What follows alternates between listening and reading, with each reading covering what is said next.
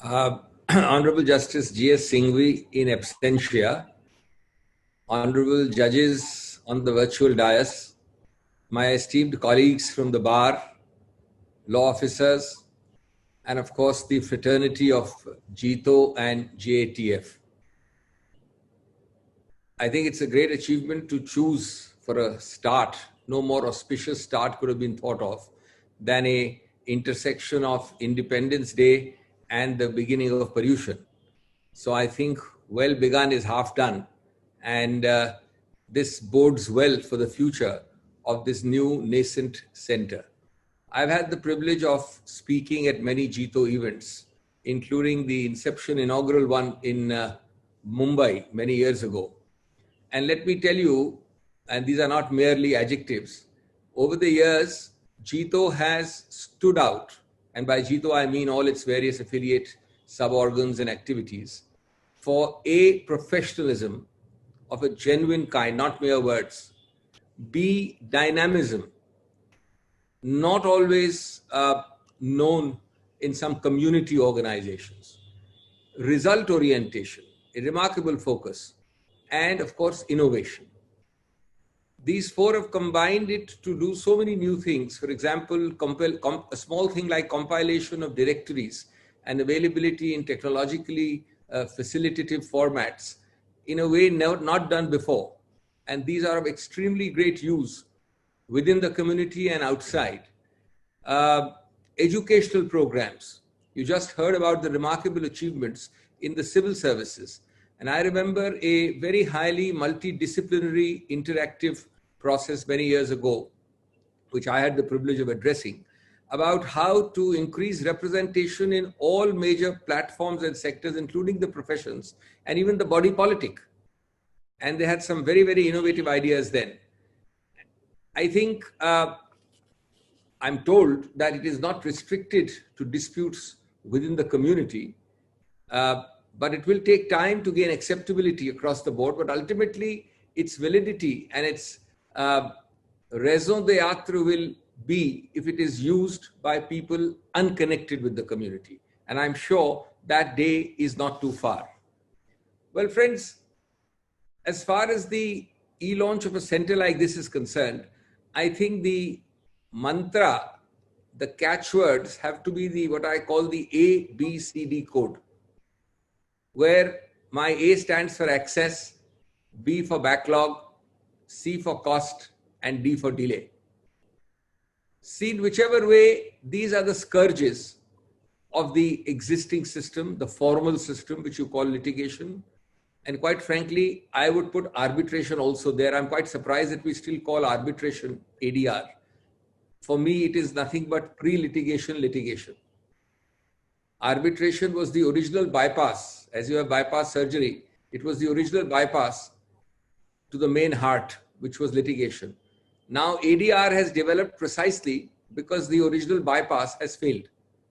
So, anyway, traditionally, and also here in this center, we continue to aggregate arbitration, and let us hope that both make progress. A word about the 1997 report. It was actually Justice Ahmadi's initiative, and we had 4 Court of Appeal judges at the top level of the US Supreme Court, just below, one below that. And we had 2 Supreme Court judges from here and 2 lawyers. I was privileged to work for about 3 summers in San Francisco studying the Californian system. It is where ADR in a professional sense originated. And it continues in those days, certainly, and I don't know the latest statistics, but possibly even now, have the highest success rates. You know, in those days, and I'm now talking of the late 90s, we authored the report in late 90s, and it was enacted ultimately as the menu of ADR choices in Section 89 of our CPC. In California, we found that less than 5% cases went to trial. I think every judge sitting on this dais would think of it as paradise. That out of 100 cases, less than 5 went to trial. These are actual cases filed in court. And while in court by one form or the other, the appellate rate was even higher. That was because they had the menu we have, minus Lok Adalat, But they had another very interesting item on the menu card, which 89 does not have, and which we recommended, knowing that it could not be operated in India, but we still recommended it. There was a fifth one there called judicial settlement, namely ADR by a sitting judge. Statistically, in California, it was found that a sitting judge generated the maximum faith and the highest resolution of disputes on ADR, statistically. Of course, mediation worked, conciliation worked, they had no lok adalat, but there are other forms, etc. But judicial settlement, which in America and California meant a settlement by a sitting judge, was the most successful. Now, alas, in India, we knew it could not work because we do not have enough judges to even deal with our backlog. How can one ask judges to be spared for judicial settlement? Of course, judicial settlement means that the trial judge or the judge handling the case does not do the settlement. It goes to another sitting judge. And nothing which goes on before that other judge comes back to the trial judge in case the mediation fails. But it was immensely successful there. And given the fact that we have roughly 1,100 high court judges in this country, and at any time after independence, which will be 75 years next year, we have had approximately 1/3 of those 1,100 judges posts vacant in India. I can't ask for many, many years judicial settlement as an ADR option in India. Today, friends, it's not so much about the substantive subject of arbitration or ADR. It's about the mechanisms, the structures, the institutions to make it work. We must start with the pessimistic view that there are enough graveyards of such centers littering the legal landscape, not only in our country, but in neighboring countries and globally. There is one graveyard of one of the most expensive centers set up, and I was involved in that, no farther than Vasant Kunj. It failed. We have to be honest about it. And it was the first such center which was nationalized last year. Nationalization of an ADR center. The reasons are many. This is not the time to go into it. Personal egos being one of the principal ones. These are lessons for those who set up new centers. And let me tell you, no center could have been more or better endowed in terms of land and institutional infrastructure. It is not the building or the land alone, though important, which makes an institution.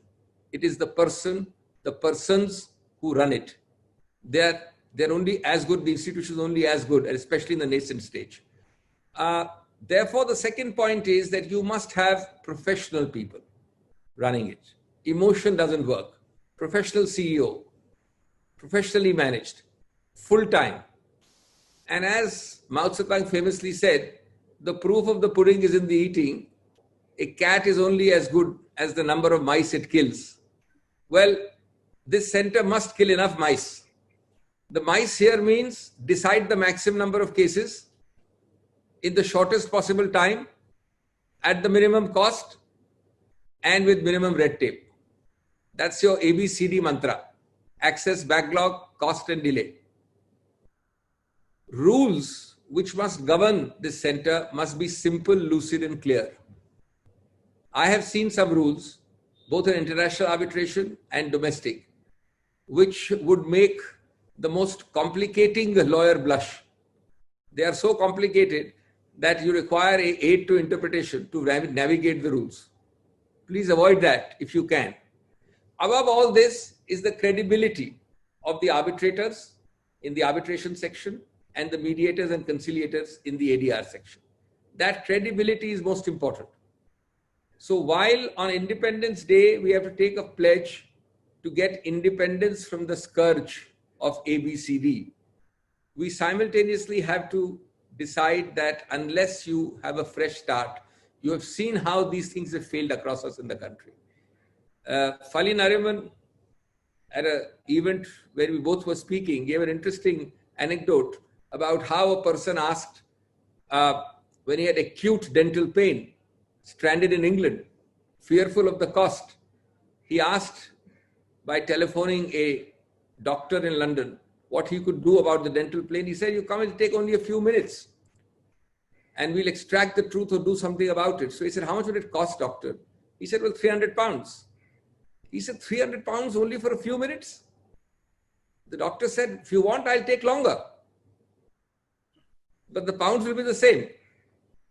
Now, this attitude has to change in everything, in arbitration, in mediation, in dispute resolution. I think we also need to create a Chinese wall if the same center is having both arbitration and mediation, or rather arbitration and ADR. Because a lot of things you learn in arbitration, you have to unlearn in ADR and mediation. The two are actually, according to me, especially in the current context, chalk and cheese different. So while you must have both, don't let the vices of one enter the other or dilute the virtues of the other. And I think we have now, luckily, in fact, my own view is that over the years, we should be having a declining arbitral sector and a rising mediation sector. That would be probably the best achievement. And we have some sterling, outstanding examples. I keep hearing a lot of the names mentioned have worked with me, who mentioned earlier in the program, about Madhyam, for example, about Samadhan, for example. These are doing excellent work. And one of the reasons they're doing excellent work is because young people are associated with it. Bright, fresh, young places. Remember in 97, when we did this project in California, for many years, decades then, there was a center called JAMS, Judicial Arbitration and Mediation Services, which is still there, which was chambers of lawyers doing only arbitration and mediation. I was struck by the fact that we have now in 2020, that's almost 25 years after we wrote the report, and we don't really have that kind of law practice in India. Of course, it is now slowly emerging. I know of some youngsters who are doing it, but that is the culture for ADR in particular. I'm not talking of only arbitration, but those were judicial arbitration and mediation chambers called JAMS in California. Yes, you must do the numbers game. You must deal with the family disputes in the community, and that is numbers, and they are sometimes small and medium. That gets the center growing. But ultimately, credibility will only be established when you also do some of the big ones.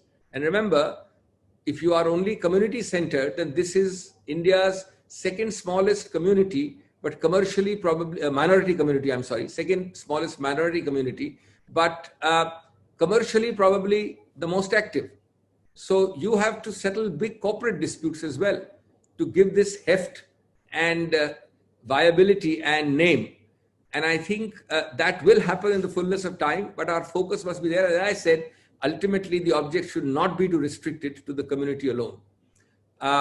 The fee schedule has to be attractive enough to get good people, but it has to be good enough not to be a deterrence.